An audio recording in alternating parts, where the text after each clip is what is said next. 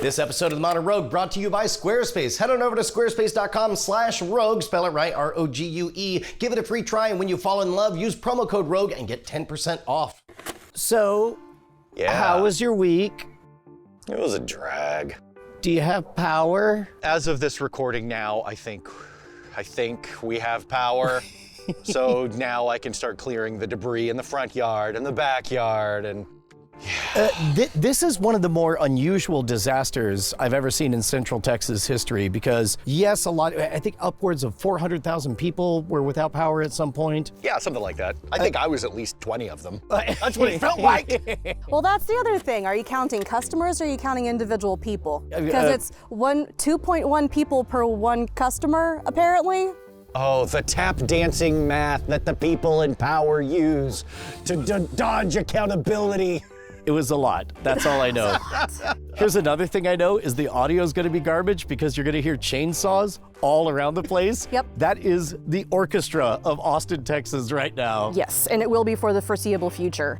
I am just so sick of the constant low-level drone of generators throughout my neighborhood. It turns out that we all learned our lesson from the ice apocalypse a few years ago, and now we all have loud noise machines that we put in our backyard. Oh, all of us learned that lesson, did we?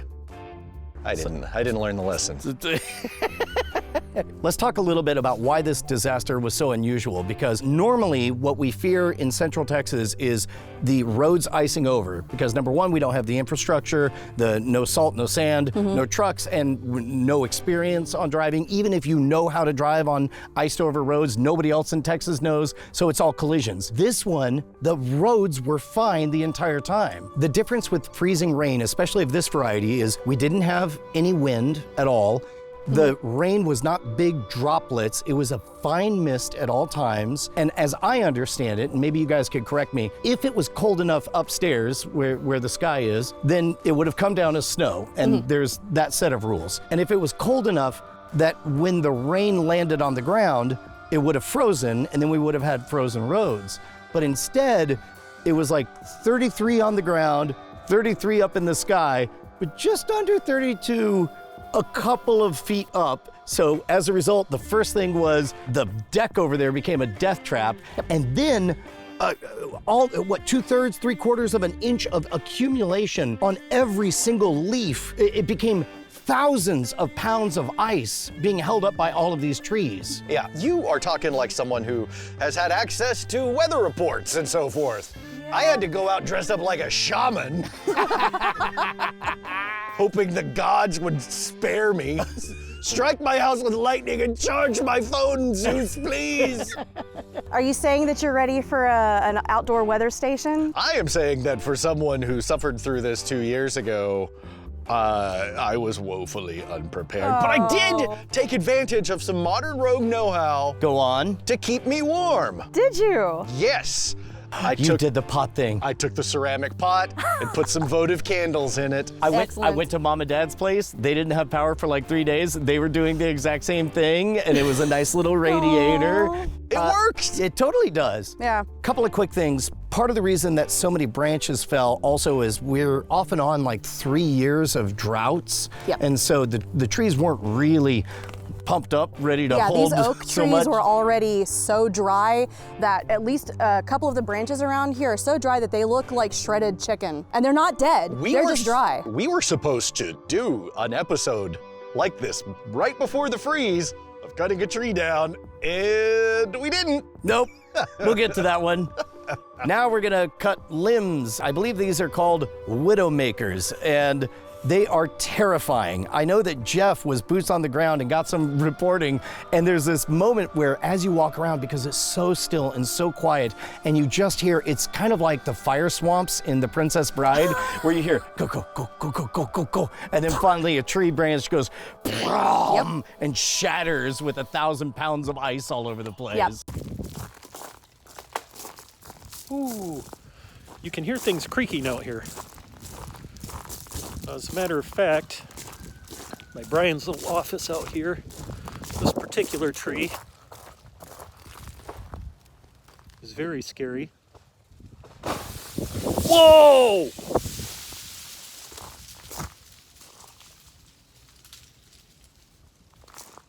That's why I don't walk under trees. It happened multiple times in that 2-minute video. That was pretty freaky. Let's go see if we can find a dead squatter? We've all lost our minds. Oh my God. I'm fine. So we vaguely understand the why and the how we got to where we were, but here at MRHQ, we got incredibly lucky. Like our new building didn't get anything broken on it. Nothing hit the main structures. There is one dent on the murder shed where one of these limbs landed. So basically, look, I'm not gonna be all Pollyanna about this, but we did need to prune a bunch of trees, and now the trees are pruned. We did need a lot of firewood, and now we have a lot of firewood. Seems to me like all we have to do is take a lap and survey the damage and then get to chopping. Yeah, just get to chopping. Just get to chopping. That's the title of the episode, Get to Chopping. We're having the old-fashioned first annual axe off out at MRHQ. Come on and bring out your own axe, and you'll be able to sign some waivers and bring a towel. Bring a whole bunch of towels, because it's going to get bloody. Allegedly, these chairs have a lifetime guarantee, but I don't know if it covers a massive 70-pound impact on there. Same for these Adirondacks. Oh.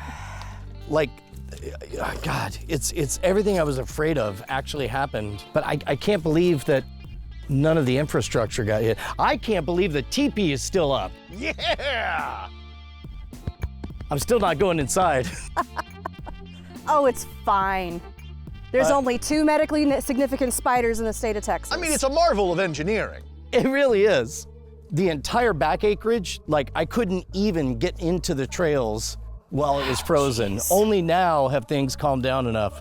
And this is the thing that annoyed, this dead tree somehow lived the entire time, and That's a China berry. yeah, we'll fix it. This could have killed you.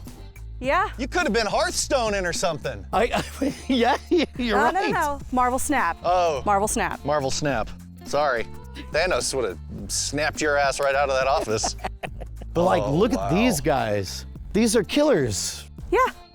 Oh, that's 2 of them. massive. Isn't it?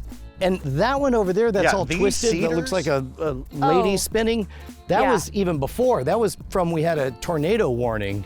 Yeah. Yeah. That's why I hated recording by the murder pit, because that thing would always be creaking and swaying. So in the septic field, everything that was hanging out is all just blown down. What's the story we have to worry about with oak rot, oak wilt? Which is I think it's a fungal infection of oak trees that gets spread really easily when chainsaws are not cleaned. well, that's just it. It's like right now is the least good time to be cutting off limbs of oak trees. And for the first time, something wonderful happened. I turned on my car, AM radio was on a Sunday morning, and the guy was saying, topics of interest to me, talking about you don't get the spores in there, go ahead, yes, use spray paint to cover them up. Oh, wow, really? Yeah, normally whenever people cut off limbs, some people say, well, you're supposed to cover it. Normally that's all bunkum, except when it comes to oaks at exactly this time of year. So as we clean all of these up, we have to cut them clean and just cover them with paint. Yeah, because otherwise this is just the beginning of your problems with these. Yeah, you're not kidding. Yeah. This guy, look at this dude. He's a cedar, so screw him.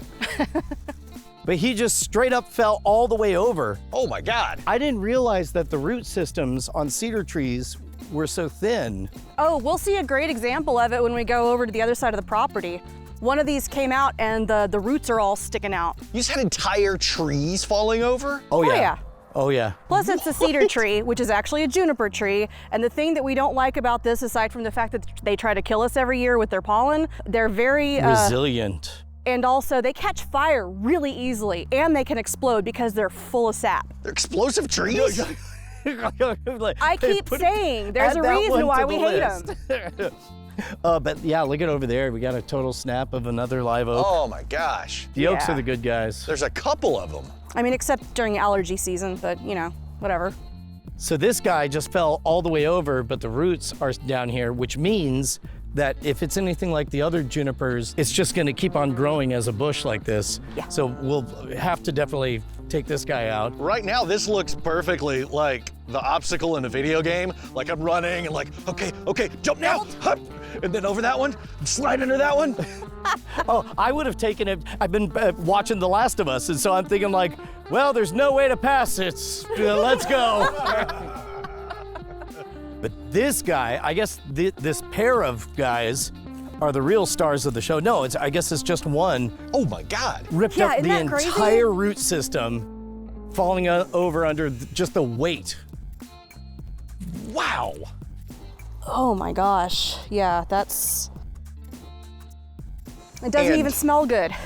Rude. Cedar's supposed to smell good. Yeah, these cedars are all over Austin. So just think about how many of these fell over in the Greenbelt alone. Sure. Oh yeah. What I did see a lot of, especially in the back, was weirdly, you know that path in the back berm where everything's kind of an arch? Yeah. Yeah. Everything kind of froze together, and because an arch is a strong structure, they're all fine. That's awesome. Did you walk through it while it was all frozen over? No, I couldn't make it back there, but I assume that's why everything is healthy. There's a couple more of these back there, but certainly for the up front part, we're gonna have to cut all this up. But okay, so I have a challenge.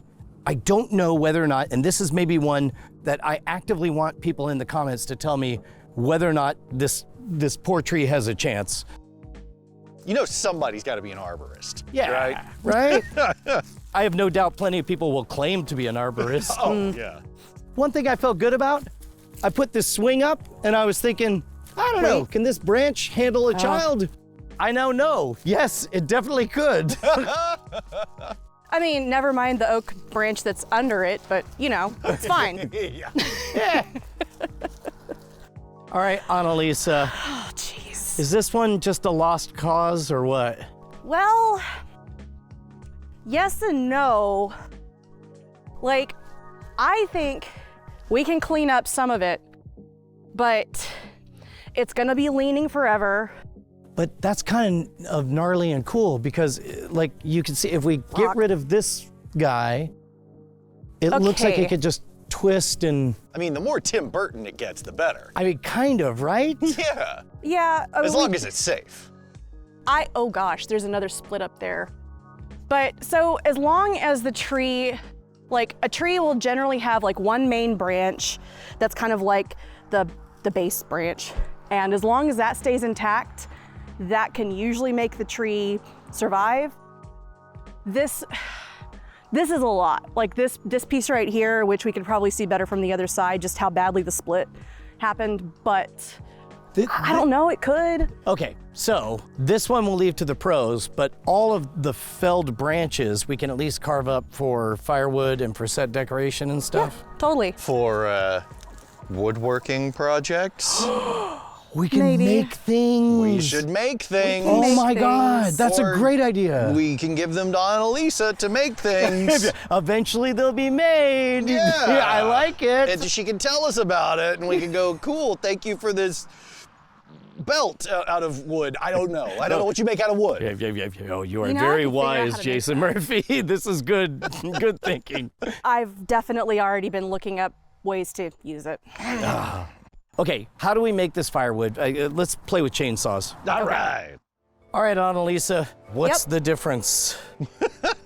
Well, the orange ones are gas powered and they'll cut these limbs for quite a while. That one, I mean, you can shave off the little branches. Yeah, Although- you only get like 15 minutes on it. And then how often do you find yourself using the handsaw? You use it when these run out of gas or power. Okay, all right. There's a couple of little like small places where you don't want to have like the vibrations of the chainsaw, or if it's just like one spot or whatever. So I figure for the background set, we want nice, big, thick firewood logs, right? Mm-hmm. And we want those clean edges so they look good. To build fires, we want some of these kind of gnarled, smaller bits, right? Yeah, that's a great way to use up the ones that are like not straight, but they're also not skinny enough to be tender. All right, let's get to chopping. Whoa. Okay, we're good. Yeah. Everything's fine. It's fine. Everything's fine. There we go.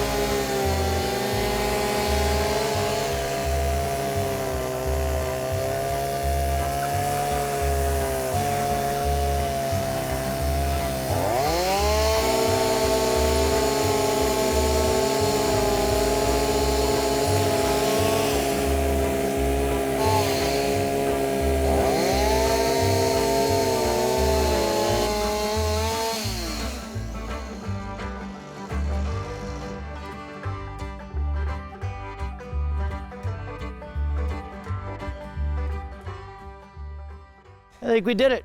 It's pretty much done. Yeah. Look at it. Yeah, just, you know, It's perfect. It's great. Yeah. it's good. You know, we have things to burn. Should we go to Torchy's? Yeah, let's go get tacos. Yeah, no, I agree. Hey Bryce, did I tell you about the time that I first learned about Squarespace? No, when? It was around the same time that I was advertising another service that had, get this, they sent DVDs through the mail. That was the message I had to give to the other service.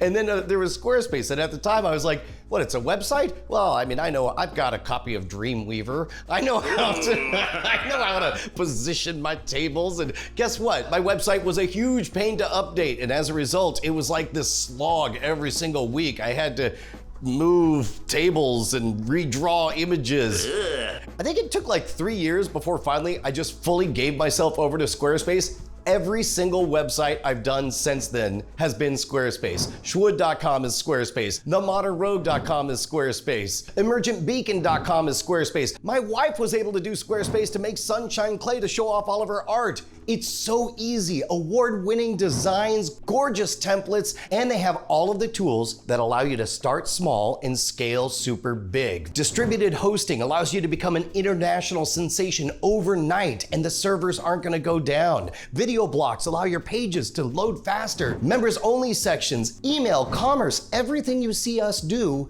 you're able to do with Squarespace. Start with the message, build a blog, build a video presence, build an empire. Take what's inside you and make it go global. Make it beautiful, make it easy. Use our friends over at Squarespace. Give it a try over at squarespace.com/rogue, spell it right, R-O-G-U-E. And when you do fall in love with it, make sure to use promo code ROGUE at checkout. You'll get 10% off, and most of all, you'll be keeping us in business. Modern Rogue is supported in part by viewers like you at patreon.com/modernrogue. In the description, you can find all of our credits and additional ways to support the show. I was really hoping there would be a, where's Jeff? Yeah, we'll get to that. Yeah, about that. He's been pinned for about 3 days out there, so Well, he was building himself a fort over there by the truck. All right, yeah, it's so- building a fort. no. It's in the works.